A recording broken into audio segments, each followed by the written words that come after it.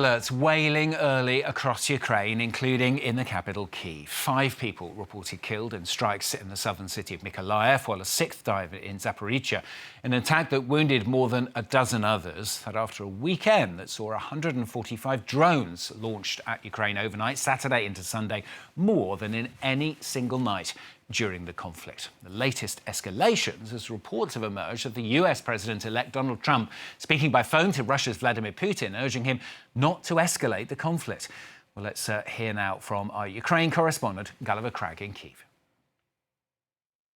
Drone attacks across Ukraine, including on the capital Kyiv, are an almost nightly occurrence. They have been for the past 2 months at least. Last night was no exception. Sirens went off just after midnight in Kyiv, and it was drones. Apparently they were shot down. I don't think any actually even came near the centre of the city. No damage reported in Kyiv. A drone attack on the southern port city of Mykolaiv, though, killed 5 civilians.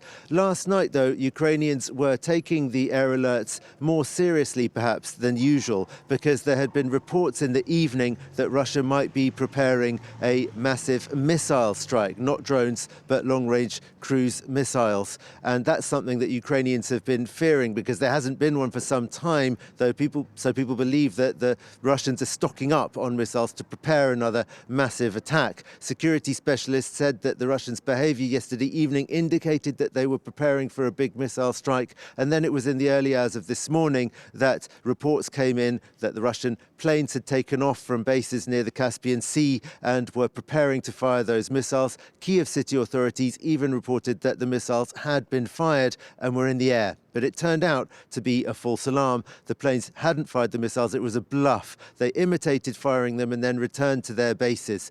It was enough, though, for Ukraine's main electricity company, the main private electricity provider, DTEK, to introduce preventative power cuts in 4 regions of Ukraine, cutting off the electricity in order to minimize the eventual damage that could be caused if their facilities were hit. Because, of course, there is widespread anticipation that Russia is not done with its attacks that have already done terrible damage to Ukraine's power generation and power distribution facilities, and they might be preparing for another one as temperatures start to drop.